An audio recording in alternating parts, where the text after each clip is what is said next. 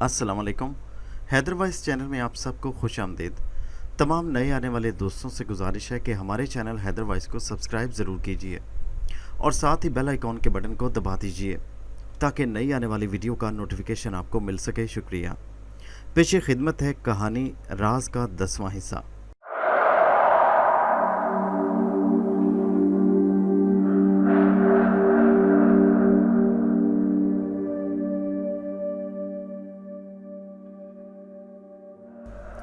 कोठी से निकलकर मैंने कार की रफ्तार तेज़ कर दी। मेरे जहन में कई ख्याल उभर रहे थे। मुझे यकीन था कि इस वक्त मनवाला के फ़ोन की आड़ में भी जोगिया का हाथ शामिल होगा। मेरा अंदाज़ा गलत साबित नहीं हुआ। मनवाला को चर्च रोड से पिक करने के बाद मैंने साहिल की तरफ जाने वाली सड़क का इंतखाब किया। कुछ देर हमारे दरमियान बेतकल्लफ़ी से बातें हुई, फिर अचानक उसने चौंक कर मूझा। तुम मुझे कहाँ ले जा रहे हो? मैंने कहा, साहिल की जानिब, वहाँ माहौल बड़ा खुशगवार होगा। इस बार मनवाला ने जोगिया के मखसूस कोड का हवाला देते हुए बड़ी संजीदगी से कहा, नहीं, मेरे पास वक्त कम है, मैं तुम्हें एक हैरत अंगेज़ तमाशा दिखाना चाहती हूँ। मैं संभल कर बोला, तमाशा? मैं तुम्हारी बात का मतलब नहीं समझा। गाड़ी का रुख शहरी आबादी से दूर कदीम कब्रिस्तान की तरफ मोड़ दो। मैं कदीम कब्रिस्तान के नाम पर कसमसा गया, लेकिन मैंने मजीद सवाल करने के बजाय उसकी हिदायत पर अमल करते हुए गाड़ी का रुख कब्रिस्तान की तरफ मोड़ दिया। मनवाला ने अपनी ज़ुबान बंद कर दी। मैंने उसकी तरफ देखा, वो किसी सोच में गर्क थी। खुद मेरी भी कैफियत अजीब थी। मैं समझ रहा था कि वो जोगिया की ताकत के ज़ेर असर है।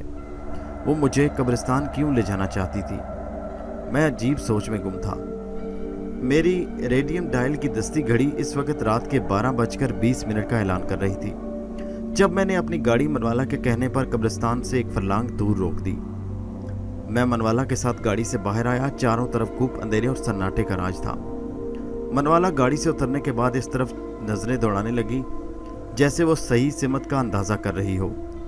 मैंने कहा, हम इतनी देर रात गए पुराने कब्रिस्तान में? उसने मेरी बात काटते हुए कहा, मैं तुम्हारे सवाल का जवाब नहीं दे सकती। जो हो रहा है खामोशी से देखते रहो। मैं 3 कश्तियों में सवार हूँ। अगर मेरी तवज्जो किसी एक तरफ हो गई तो दूसरी तरफ से आते हुए कोई ख़तरा पेश आ सकता है। मैं खामोश हो गया। मनवाला के दिल और दिमाग पर जोगिया का कब्जा था, वरना एक औरत इस होलनाक माहौल में इस कदर बेजिगरी से बात करने की जुर्रत न करती। पुराने कब्रिस्तान में दाखिल होने के बाद मैं मुहतात हो गया। इस गंजान कब्रिस्तान में जहां हुकूमत की तरफ से मना करने के बावजूद चोरी छुपे तदफीन होती रही, कहीं तिल धरने की जगह नहीं थी। लेकिन मनवाला इस कदीम कब्रिस्तान में कब्रों को फलांगती खारदार झाड़ियों और नशीबो फरास्ते बचती कदम उठा रही थी, जैसे वहाँ के चप्पे चप्पे से वाकिफ हो। उसके बजाय मैं कई बार ठोकरें खाकर गिरते गिरते बचा। ज़मीन जगह जगह से टूटी फूटी और नाहमवार थी। कब्रों को फलांगते हम 15 मिनट चलते रहे। फिर मनवाला एक जगह पहुंचकर रुक गई और नीचे झुककर उस कब्र को देखने लगी जो ज़मीन के अंदर बैठ चुकी थी। मेरे दिल की धड़कनें हर लम्हा तेज़ हो रही थीं। रात के सन्नाटे और कब्रिस्तान के डरावने माहौल में आवारा कुत्तों के भौंकने की आवाज़ें भी पुरस्कार लग रही थीं। मेरी नज़रें मनवाला पर जमी थीं। फिर अचानक उसने घुटनों के बल ज़मीन पर बैठकर कब्र को खोदना शुरू कर दिया। उसके दोनों हाथ बड़े तेज़ चल रहे थे। एक कमज़ोर लड़की का ऐसे अमल करना मुझे हैरतज़दा कर गया। फिर किसी ख्याल के तहत मेरी नज़र उसके हाथों पर पड़ी। खौफ के एहसास से मेरे रोंगटे खड़े हो गए। रगों में लहू तेज हो गया। मैं फटी आंखों से मनवाला के दोनों हाथ देख रहा था जो कुदाल की शक्ल इख्तियार कर चुके थे। मैंने होंठ बेंच लिए। शायद मैं अपने हलक से निकलने वाली चीख की आवाज़ पर काबू ना पा सकता। मैं डरता डरता सब कुछ देखता रहा। मनवाला ने किसी माहिर गोरकन की तरह कब्र की मिट्टी दाएं फेंक कर अंदर से 3 फुट लंबा हड्डियों का ढांचा बाहर निकाला। फिर उसे सामने रखकर हुक्म देने के अंदाज में बोली, अब अपने आखिरी फैसले का समय आ गया है। मैं तुझे जन्म देने वाले की सौगंध देती हूँ कि अपनी हड्डियों की शक्ल बदलकर असली रूप में सामने आ जा। मैं फटी फटी आंखों से उस हड्डियों के पिंजर को देख रहा था जिस पर धूल जमी हुई थी। मनवाला बार बार वही लफ्ज़ कह रही थी। अचानक मौसम का अंदाज भी भयानक हो गया। आसमान पर बिजली कड़कने लगी, बादल गरजने लगे, हवाएं तेज़ चलने लगी। मेरे दिल की धड़कनें और खून की गर्दिश भी तेज़ हो गई। वो तिलिस्मी माहौल मेरे लिए दुनिया के 7 अजूबों से ज़्यादा अहमियत हासिल कर गया। میں نے سوچا کہ منوالا کا ہاتھ تھام کر اسے گھسیٹتا اس ماحول سے دور لے جاؤں، لیکن ایسا کر نہ سکا۔ کسی نہ نظر آنے والی طاقت نے میرے قدم جکڑ دیے۔ میں منوالا کو کسی خطرے کا احساس دلانا چاہتا تھا، لیکن میری طاقت چھین لی گئی۔ میں اپنی جگہ جمع کھڑا دیکھتا رہا۔ منوالا بار بار وہی باتیں کر رہی تھی۔ پورا ماحول بجلی کی کڑک سے گونج اٹھا۔ میری آنکھیں کھلی رہ گئیں۔ جو منظر میں نے دیکھا وہ ناقابل یقین تھا۔ ہڈیوں کے پنجر کی جگہ اب مجھے ایک معصوم اور جیتا جاگتا بچہ نظر آیا، جس کی ایک آنکھ غائب تھی۔ میرے ذہن میں وہ پراسرار پیپر ویٹ ابھر آیا، جس کے اندر میں نے بچے کی ایک آنکھ کو حرکت کرتے دیکھا تھا۔ اس کی کرب میں ڈوبی آواز بھی سنی۔ مجھے یوں لگا جیسے میں کوئی بھیانک خواب دیکھ رہا ہوں۔ میرا جسم پسینے میں نہا گیا۔ میرا جسم لڑکھڑا رہا تھا، لیکن میری نظریں اس بھولے بھالے بچے پر جمی تھیں۔ بالک! میرے کانوں میں منوالا کی آواز گونجی۔ وہ بچے سے کہہ رہی تھی، اب تیرے ساتھ کوئی شکتی کوئی انیائے نہیں کر سکتی۔ میں تیری مدد کروں گی۔ تو اب زبان سے اگل دے۔ وہ کون پاپی تھا؟ اس نے تیری ماں کی آتما کو گھائل کیا تھا۔ بچے کی کربناک آواز میرے کانوں میں آئی، مجھے پریشان مت کر۔ یہ آواز وہی تھی جو پراسرار ویٹ سے کوئی نہ کوئی تعلق رکھتی تھی۔ بچے نے پھر کہا، میری آتما کو شانت رہنے دے۔ جو بیت گیا اسے کریدنے سے کیا فائدہ؟ ہو سکے تو میرے اوپر دیا کر۔ میری ماں کو مجھ سے ملا دے۔ بچے کی ایک آنکھ کی جگہ خلا تھا، دوسری آنکھ سے آنسوؤں کے شبنمی قطرے ابل رہے تھے۔ میں لرز گیا۔ جس پاپی نے تیرے اوپر ظلم کیا اس کا نام اگل دے بالک۔ منوالا نے کہا، میں تجھے وچن دیتی ہوں کہ میری شکتی تیرے ساتھ انصاف کرے گی۔ میں اس اپرادھی کو تباہ کر دوں گی اور تجھے تیری ماں سے ملوا دوں گی۔ اپنی زبان پر پڑے تالے کھول دے۔ یہ وقت گزر گیا تو میں بے بس ہو جاؤں گی۔ بچے نے حسرت سے کہا، میری ماں کہاں ہے؟ منوالا کہنے لگی، وہ زندہ ہے، تیری جدائی کا غم بھگت رہی ہے۔ بچہ کہنے لگا، کیا تم میری ماں سے مجھے ملوا سکتی ہو؟ اس نے کہا، ہاں، صرف اس شرط پر کہ تم مجھے اس اپرادھی کا نام بتا دے۔ بچے نے خوف سے کہا، نہیں، وہ بڑی مہان شکتی ہے۔ اگر میں نے تجھے اس کا نام بتایا تو وہ میری دوسری آنکھ نکال دے گا، اور میری دوسری آنکھ نکل گئی تو ماں کے درشن کیسے کروں گا؟ تو چلی جا، میری روح کو اور دکھ نہ دے۔ منوالا نے پوچھا، کیا اس اپرادھی کا نام رمیش ہے؟ بچے نے سہم کر کہا، مجھے نہیں معلوم، میں واپس جا رہا ہوں۔ منوالا نے اسے لالچ دیا، کیا تو اپنی ماں کے درشن نہیں کرے گا؟ وہ تیرے مرنے کے بعد تیرے راستہ دیکھ رہی ہے۔ تو چلا گیا تو وہ مایوس ہوگی۔ بچے کے چہرے پر شش و فنج کی کیفیت تھی۔ پھر وہ کچھ کہنا چاہتا تھا کہ بجلی کڑکی۔ ساتھ ہی قریبی قبر سے آگ کے بھیانک شعلے بھڑک کر دھوئیں کی صورت میں اوپر اٹھنے لگے۔ میرے علاوہ منوالا کی نظریں بھی ان شعلوں کی طرف اٹھی، اور اسی لمحے بچے کا جسم ہماری نظروں سے غائب ہو گیا۔ ہڈیوں کا پنجر بھی نظر نہیں آ رہا تھا۔ زمین کا وہ حصہ جسے منوالا کے روپ میں جوگیا کی قوت نے کھودا تھا دوبارہ پرانی شکل میں نظر آ رہا تھا۔ منوالا کے ہاتھوں کو دیکھا تو وہ بھی اپنی اصلی شکل میں تھے۔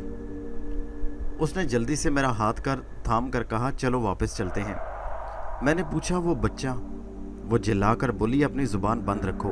میں نے کہا تھا کہ صرف عقل اور آنکھیں کھلی رکھنا، ورنہ سارا کھیل چوپٹ ہو جائے گا۔ میں موقع کی نزاکت بھانپ کر تل ملا کر رہ گیا۔ قبرستان سے منوالا کے اپارٹمنٹ تک واپسی کے درمیان ہمارے درمیان خاموشی رہی۔ میں منوالا کو اتار کر گھر آیا تو 2:45 بج رہے تھے۔ میرا ذہن چکرا گیا۔ نیند کا غلبہ اتنا تھا کہ میں لباس تبدیل کیے بغیر بستر پر لیٹ گیا۔ پھر مجھے کسی بات کا ہوش نہیں رہا۔ صبح کے 7 بجے جب میں اٹھا، ایسا لگا جیسے مجھے کسی نے کچی نیند سے اٹھا دیا ہو۔ میں نے آنکھیں ملتے دیکھا تو جوگیا میرے سامنے تھا۔ میں نے اسے دیکھ کر حیرت سے کہا، تم؟ میرے ذہن میں رات قبرستان والے واقعات آ گئے۔ اس نے کہا، پہلے اٹھ کر لباس تبدیل کرو اور تازہ دم ہو جاؤ۔ میں اٹھ کر واش روم چلا گیا، منہ ہاتھ دھوئے اور لباس تبدیل کرنے کے بعد آ گیا۔ مجھے جوگیا سے بہت ساری باتیں پوچھنی تھی۔ وہ بچہ کون تھا جس نے ہڈیوں کے پنجر سے ایک جیتے جاگتے بچے کی شکل اختیار کی؟ اور وہ جس ماں کو یاد کر رہا تھا وہ کن حالات سے دوچار تھی؟ کیا اس بچے کا تعلق اسی بد نصیب عورت سے تو نہیں جسے میں نے خواب کی حالت میں 2 پجاریوں کے پاس دیکھا جو اسے زندہ جلانے کی کوشش کر رہے تھے؟ लेकिन मनवाला ने कहा वो भी जिंदा है और बच्चे की राह देख रही है। बच्चे से जिस शख्सियत का नाम पूछा वो रमेश ही था, और अगर ऐसा था तो क्या जोगिया को इस बात का यकीन नहीं था? क्या वो अपनी ताकतों से असलियत मालूम करने से कासिर था? बच्चे ने सहमे हुए अंदाज में उस आदमी का नाम बताने से क्यों इनकार किया? वो कौन संगदिल था जिसने मासूम बच्चे की एक आंख निकाल दी? क्या जो पेपर वेट में मेरे हाथ से निकल गया उसमें बच्चे की आंख मौजूद थी? क्या यह वही था? जिस दस्तावेज पर मैंने दस्तखत किए उसमें नरेश चंद्र की ज़ात को किस हद तक दखल था? ये सारे सवाल थे जिनके जवाब मुझे जोगिया से जानने थे। अचानक उन भड़कने वाले शोलों का राज क्या था जिन्होंने मेरे और मनवाला की तवज्जो एक लम्हे को दूसरी तरफ कर दी, और उसी पल में सब कुछ अजीब हो गया। मैं वॉशरूम से बाहर आया तो बेशुमार सवाल मेरे जहन में थे। जोगिया को देखा तो वो अपने ख्यालों में गुम था। मेरी आहट पाकर उसने मेरी तरफ देखा और बोला, मैंने तुमसे कहा था ना कि आंखें खुली रखना और अकल से काम लेना, मगर तुम तो जैसे घोड़े बेच कर सो रहे थे। मैंने कहा, मैं समझा नहीं। उसने होंठ चबाते हुए कहा, मैंने तुम्हारे चौकीदार के जहन को वाश कर दिया है। अब तुम उससे पूछोगे तो उसे भी ये बात नहीं याद आएगी कि तुम रात को कहीं गए थे। पुलिस के सवालात से बुखलाने की हिमाकत नहीं करेगा। मैंने चौंक कर कहा, पुलिस? उसने कहा, हाँ पुलिस। कुछ देर में पुलिस का अमला यहाँ आने वाला है। कल रात तुम्हारे मैनेजर रजा को रमेश की पलीद ताकतों ने हमेशा के लिए मौत की नींद सुला दिया। पोस्टमार्टम की रिपोर्ट के मुताबिक उसकी मौत दिल की धड़कन बंद हो जाने के कारण हुई, लेकिन उसकी पत्नी बार बार ये बयान दे रही है कि उसका पति मरने से पहले ठीक था। वो दोनों आपस में बातें कर रहे थे जब उसके पति ने अचानक हलक से आवाज़ें निकालने शुरू कर दी। हंसते बोलते अचानक उसने दोनों हाथ चलाने शुरू कर दिए। उसके चेहरे पर मौत की स्याही फैल गई और ऐसे लगा जैसे उसका कोई गला घोंट रहा हो। फिर वो मर गया। जोगिया ने बात जारी रखी, पुलिस अब खानापुरी की खातिर तुम्हारा बयान लेने आएगी। बौखलाना मत, वही बयान देना जो सच है कि मरने वाला तुम्हारे पास कुछ ज़रूरी फाइलें दस्तखत के लिए छोड़ गया था। फाइल के अंदर जो माल मसाला था उसे तुमने जलाकर राख कर दिया। अब इसको भी अपनी अकल से निकाल दो। पुलिस के सामने उन कागजात की बात ना करना। नरेश चंद्र का नाम भी तुम्हारी जुबान पर ना आए, वरना गुत्थी और उलझ जाएगी। मैं समझ गया, लेकिन क्या नरेश चंद्र? मैंने कहा ना, अपनी जुबान को ताला डाले रखो। उसने कहा, वक्त का इंतजार करो।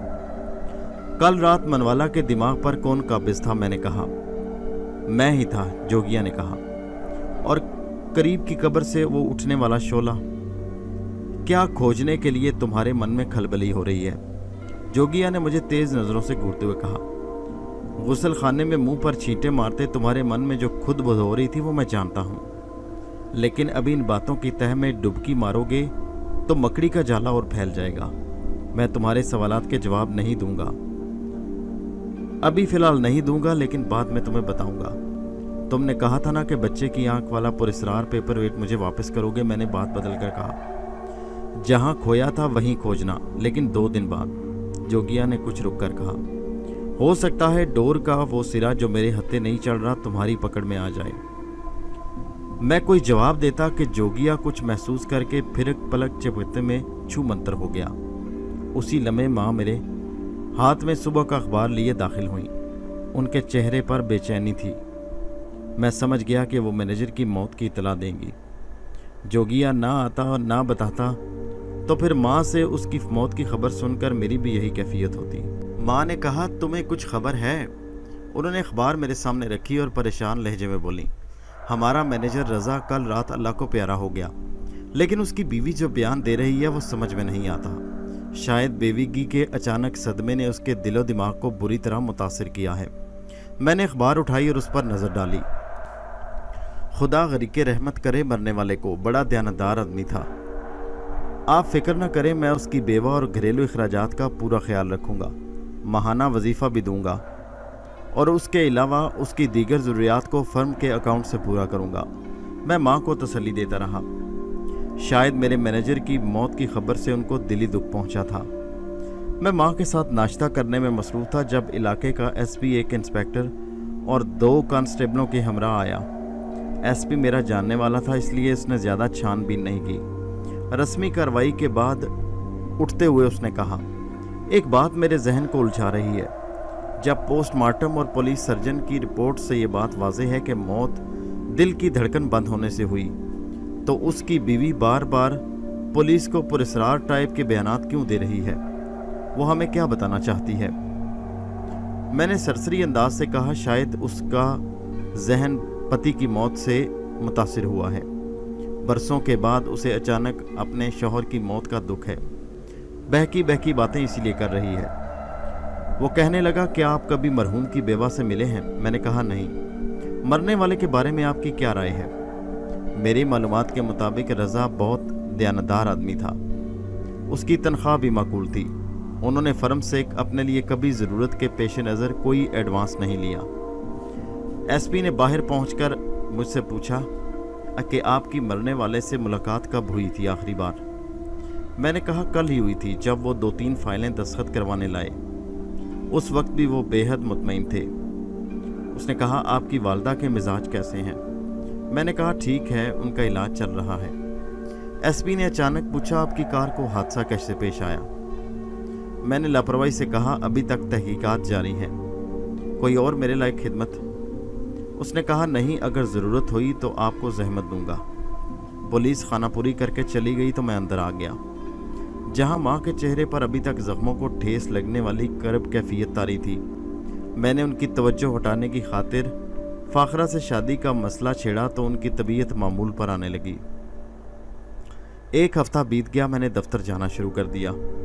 कारोबार की देखभाल भी ज़रूरी थी। जोगिया के कहने के मुताबिक 2 रोज़ बाद ही मेरा पेपर वेट मुझे कपड़ों की अलमारी में उसी जगह मिल गया जहां वो रखा था। इस पेपर वेट से उस बच्चे का ताल्लुक ज़रूर है जिसे उस कब्रिस्तान की एक कब्र से पिंजर की शक्ल में निकाला था। जोगिया ने मनवाला की शक्ल में बच्चे से उस शख्स का नाम बार बार पूछने की कोशिश की जिसने उसकी माँ की ज़िंदगी को दांव पर लगा दिया था। बच्चे के चेहरे पर वो खौफ देखकर मुझे महसूस हुआ कि मरने के बाद भी वो उस आदमी का नाम ज़ुबान पर लाने से डर रहा था। जोगिया ने दूसरी कब्र से निकलने वाले शोलों के बारे में भी खामोशी इख्तियार की। कुछ मसलतें ऐसी होंगी जिसकी वजह से वो खुलकर इस रात से पर्दा नहीं हटा रहा था, लेकिन मेरा दिल गवाही दे रहा था कि इन शोलों की पुश्त पर रमेश का हाथ ज़रूर होगा। जोगिया ने माँ के बाहर ना निकलने की जो शर्त आयद की थी, उसका वक्त पूरा होने में 1 दिन रह गया था। मैं इस तरफ से मुतमईन था कि माँ ने जहाँ 10 रोज़ मेरे झूठ के मुताबिक किसी डॉक्टर के कहने पर अमल किया, वहाँ एक और दिन इसकी हिदायत का ख्याल रखेंगी। मेरे जहन में रमेश की तरफ से बहुत से ख्यालात और ख़तरात मंडरा रहे थे। कार के हादसे में तो मेरा ड्राइवर मुफ्त में मारा गया, मैनेजर भी बेचारा मारा गया। रमेश ने वो गंदा अमल तो सिर्फ मुझे मारने के लिए किया था। शायद उस वक्त उसने यही मुनासिब समझा कि मेरे कांटे को हमेशा के लिए रास्ते से हटा दे। जोगिया ने मेरी मदद बर वक्त न की होती तो मैं हस्पताल के बजाय कब्रिस्तान पहुंच जाता। गुलजार खान और मैनेजर रज़ा की मौत से साफ जाहिर था कि रमेश हर उस गवाह को ख़त्म करने की ठान चुका है जो उसके खिलाफ ज़ुबान खोलने की जुर्रत कर सकता था। वह अपने पीछे कोई सबूत नहीं छोड़ना चाहता था। रमेश के नादीदा खतरों की वजह से मैंने खुद अपने साये से भी होशियार रहने का तरीका इख्तियार किया। मुझे सिर्फ अपने बूढ़े ड्राइवर पर एतमाद था जो नमाजी 5 वक्त का और परहेजगार था, बल्कि हर वक्त खुद को आयतल कुर्सी के हिसार में रखने का आदी। उसकी ये आदत वालिद साहब के ज़माने से थी। उसका कहना था कि आयतल कुर्सी का वजीफ़ा उसे किसी बुजुर्गिदा आलम ने बख्शा था। दफ्तरी मामलात और कारोबारी अफराद से मिलते जुलते वक्त भी मैं ज़रूरत से ज़्यादा होशियार रहता। 1 हफ्ते के दौरान जोगिया ने मुझसे किसी तौर पर राब्ता कायम करने या सामने आने की जहमत नहीं की। मेरी तशवीश में इजाफा हो गया। मुझे फाखरा की तरफ से भी फ़िक्र थी। माँ ने बेगम नफीस से मिलकर शादी की तारीख पक्की कर ली और बार बार मुझसे शादी के कार्ड छपवाने का कह रही थी। मैं कोई ना कोई बहाना करके उन्हें बहलाता रहा। उस वक्त मैं दफ्तर में बैठा कारोबारी मसरूफियात में उलझा हुआ था जब घर से माँ का फ़ोन आया। कहने लगी, शादी के कार्ड्स का क्या बना, कब तक छप कर तैयार होंगे? मैंने ये गैर यकीनी अंदाज में जवाब दिया, मेरा ख्याल है 2-4 दिनों में मिल जाएंगे। माँ ने संजीदगी से कहा, दानिश, क्या तुम फाखरा से शादी करने से हिचकिचा तो नहीं रहे? मैंने कहा, आपने कैसे अंदाज़ा लगाया? वो कहने लगी, मैं जानती हूँ तुम फर्माबरदार भी हो और माँ की खुशियों की खातिर बड़ी से बड़ी कुर्बानी भी दे दोगे। इसीलिए मैं इस वक्त फ़ोन पर तुम्हारी राय पूछ रही हूँ। तुम्हारे दिल में जो है साफ साफ कह डालो। मैं वादा करती हूँ तुमसे नाराज़ नहीं होंगी। और ये और बात है कि मुझे तुम्हारे इनकार से दुख होगा। मैंने तड़प कर कहा, अम्मी जान, खुदा न खास्ता इस वक्त आपके दुश्मनों की तबीयत नासाज तो नहीं जो आप ऐसी गुफ्तगू कर रही हैं? नहीं, खुदा के करम से मैं ठीक हूँ। फिर फाखरा के सिलसिले में आप मेरी तरफ से किस वहम में हैं? वो कहने लगी, दानिश, बात वहम की नहीं है, तुम्हारी तरफ से टाल मटोल है। माँ ने साफ गोई से कहा, मैं जानती हूँ तुम अगर शादी कार्ड 2 दिन में छप कर तैयार हो सकते थे। गलत तो नहीं कह रही मैं? मैंने अपनी गलती मानते हुए कहा, आई एम सॉरी अम्मी, आप मुतमईन रहें, कार्ड 2 रोज़ के अंदर छप कर आ जाएंगे। बात सिर्फ कार्ड की नहीं है बेटा, तुम्हारी ज़ाती खुशी की भी है। अभी भी वक्त है दानिश, तुम अगर किसी वजह से। मैंने माँ की बात काट कर कहा, प्लीज़ अम्मी, जब आप जानती हैं कि मैं भी फाखरा को पसंद करता हूँ तो फिर बिला वजह आप जहन पर बोझ क्यों डालती हैं? मैं आपको यकीन दिलाता हूँ कि शादी में हम दोनों की खुशियाँ होंगी। उन्होंने खुश होकर कहा, खुदा तुम्हें खुश रखे। माँ की गुफ्तगू ने मेरी परेशानी में इजाफा कर दिया। मैं इकरार कर चुका हूँ कि फाखरा ना सिर्फ मेरी पसंद थी बल्कि मेरी ज़िंदगी की बेहतरीन साथी भी थी, बन सकती थी, लेकिन मैं उसकी ज़िंदगी को जानबूझकर ख़तरे में नहीं डाल सकता था। मगर माँ के इसरार पर मैंने उसी शाम दफ्तर से वापसी पर कार्ड छपने के लिए दे दिए। 2 रोज़ के बाद कार्ड छप कर आ गए तो दफ्तर के एक कारकुन को घर बुलाकर मेहमानों की फहरिस्त उसके हवाले की। कारोबारी मसरूफियात में मैं मसरूफ़ रहा, लेकिन वक्त गुजरने के साथ रमेश की तरफ से होने वाली खामोशी मेरी तशवीश में इजाफा करने लगी। जोगिया ने भी राब्ता कायम नहीं किया था। मनवाला के साथ मेरी बेतकल्फ़ी बरकरार थी, लेकिन वक्ती तौर पर मैंने उसके साथ बाहर जाने का सिलसिला रोक रखा था। उसकी माँ ज़रूर मेरे बारे में पूछती रहती। उसके टूटे दिल में ममता का ज़ख्म फिर जाग उठा। इस वक्त भी मैं उसी से बात ख़त्म करके अपनी सामने रखी फ़ाइल को निपटाना चाहता था कि मनवाला आई। आप मम्मी की बातों से डिस्टर्ब तो नहीं हुए? उसने पूछा। मैंने कहा, प्लीज़ आप आइंदा मेरे और मम्मी के बीच में आने की कोशिश नहीं करें। उसने मुस्कुरा कर कहा, सॉरी सर।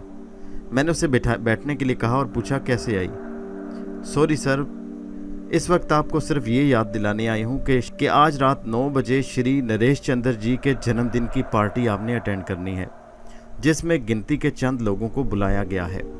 ये पार्टी शायद उनके घर पर ही होगी। मैंने उससे पूछा, जी हाँ सर, पिछली बार आप शहर में मौजूद नहीं थे ना, इसीलिए जन्मदिन की पार्टी के मनोरंजन में आप नहीं जा सके। श्री नरेश चंद्र जी, मैंने हैरत का इजहार किया, तुमने ये हिंदी के अल्फाज कहाँ से सीखे? और भी कई शब्द मेरी बुद्धि में किसी पंछी के तरह फड़फड़ा रहे हैं, उनका इस्तेमाल फिर कभी करूँगी। मनवाला ने मुस्कुराते हुए कहा और फिर संजीदगी से बोली, मेरी बिल्डिंग में 2-3 हिंदू ख़ानदान आबाद हैं, उन्हीं की वजह से मैं सीख गई हूँ। मैंने उसकी आंखों में झांकते हुए कहा, और कोई ख़ास बात? प्लीज़ सर, ये ऑफिस है। उसने खनकार कर कहा, मैंने सालगिरह के एतबार से फूलों के गुलदस्ते का ऑर्डर बुक करवा दिया है, जो वक्त से कुछ देर पहले मिस्टर नरेश चंद्र के घर पहुंच जाएंगे। रहा कोई गिफ्ट तो वो आप जाते हुए किसी भी गिफ्ट शॉप से पैक करवा सकते हैं। मेरे डायरेक्ट फ़ोन की घंटी बजी तो मैंने हाथ बढ़ाकर रिसीवर उठाया। मनवाला बाहर निकल गई। Hello, Danish Kabir speaking. दूसरी तरफ से आवाज़ आई, मैं नरेश चंद्र बोल रहा हूँ। बड़ी मोहब्बत से पूछा गया, कैसे हो बेटा, कैसे कारोबार चल रहा है? मैंने इनकसारी से कहा, आपकी दुआएं हैं। आज रात का क्या प्रोग्राम है? मुझे सालगिरह पार्टी के सिलसिले में उन्होंने पूछा। मुझे अच्छी तरह याद है नरेश चंद्र जी कि मुझे आज आपके जन्मदिन की खुशी में शरीक होना है।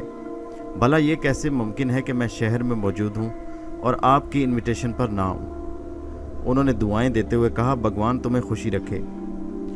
तुम्हारे पिताजी कबीर जी के नाते से तुम्हारा मेरे ऊपर बहुत हक है। मेरे होते हुए किसी बात की चिंता न करना। अगर कोई मसला हो तो सेवा का मौका ज़रूर देना। मैंने कहा, आप मुझे शर्मिंदा कर रहे हैं, मेरे पास खुदा का दिया सब कुछ है। इसमें वालिद साहब से आपकी दोस्ती और मेरे साथ आपकी रहनुमाई को भी हमेशा दखल है। मैं आपका शुक्रिया भी अदा नहीं कर सकता। वो कहने लगे, नहीं बेटा, जहाँ मन मिले हों, गहरे संबंध हो, वहाँ शुक्रिया की बात नहीं करते। मैं अगर सारा जीवन भी तुम्हारे परिवार की सेवा करता रहूं, तब भी तुम्हारे बाप के एहसानों तले दबा रहूँगा। वो मनुष्य नहीं देवता थे, ऐसे महान आदमी कि मैं क्या बताऊं। नरेश चंद्र ने बड़ी संजीदगी से कहा, अपनी माता को मेरा प्रणाम कहना, हो सके तो उन्हें भी साथ लाना। मैंने कहा ठीक है, मैं कोशिश करूंगा, मगर डॉक्टर्स ने उन्हें बेड रेस्ट कहा है। वो कहने लगे, अगर ऐसी बात है तो उन्हें तकलीफ मत देना। कुछ देर रस्मी गुफ्तगू के बाद सिलसिला ख़त्म हो गया तो मेरे जहन में एक बार फिर वो दस्तावेज़ आई जिस पर दस्तखत करने की सूरत में मुझे और मेरे कारोबार को धचका पहुंच सकता था। नरेश चंद्र की बातों से साफ जाहिर था कि वो मेरे हमदर्द थे। अगर उनकी बातों में कोई दुश्मनी या साजिश होती तो फिर कभी भी ऐसी दस्तावेज उनकी तरफ से ना आती। मगर फिर वो दस्तावेज किसने तैयार की? क्या नरेश चंद्र को इस बारे में कुछ इल्म था या नहीं? मैं खासी देर तक इस गुत्थी को सुलझाने की कोशिश करता रहा, लेकिन कुछ फैसला ना कर सका। जोगिया ने माँ के घर से बाहर निकलने की जो मुद्दत तय की थी उसका वक्त गुजर चुका, लेकिन उसके बावजूद मैंने माँ को साथ नहीं लिया। शाम 8 बजे तक मैं माँ के साथ रहा, जब से शादी के कार्ड छप कर आए थे। माँ की खुशी का कोई ठिकाना नहीं था। जो कार्ड लिखे गए वो तकसीम होना शुरू हो गए। मेहमानों की फहरिस्त में बार बार नजरसानी जारी थी। मेरे सर पर सेहरा देखने की खुशियों ने माँ को फिर से जवान कर दिया। वो शादी की तैयारों में मसरूफ़ रहती, मैं उनकी हाँ में हाँ मिलाता। मुलाजमों की फ़ौज हर वक्त उनके हुक्म में मसरूफ़ होती। उनकी खुशियों में मेरा भी बराबर का हिस्सा था। फाखरा मेरी पसंद थी, लेकिन मैं जोगिया की बात से परेशान था। मैंने माँ को नरेश चंद्र की सालगिरह में जाने की प्रोग्राम से आगाह कर दिया। 8 बजे मैं अपनी ख्वाबगाह में आकर जाने की तैयारी करने लगा। नरेश चंद्र की कोठी बमुश्किल 20 मिनट की ड्राइव पर थी। मैंने अपने आप को तैयार होकर आईने में देखा, फिर अलमारी से मखसूस परफ्यूम की शीशी निकाल कर लगाई। फिर न जाने क्यों मेरे जहन में बच्चे की आंख वाला पुरस्कार पेपर वेट आया। मैंने गैर इरादी तौर पर उसे सिगार बक्स से निकाल कर देखा, फिर वापस रखने के बजाय जेब में डाल लिया। मैं यकीन से नहीं कर सकता कि मैंने उस पेपर वेट को जेब में क्यों रखा, लेकिन इतना जानता हूँ कि वो हरकत इत्तफाकिया हो गई और फिर मैं नरेश चंद्र के घर की तरफ चल पड़ा। दोस्तों, ये कहानी जारी है। इसका अगला हिस्सा नेक्स्ट वीडियो में मुलाहिजा कीजिए। नीचे कमेंट में ज़रूर बताइए आपको कहानी कैसी लगी और हमारे चैनल हैदर वॉइस को सब्सक्राइब कीजिए।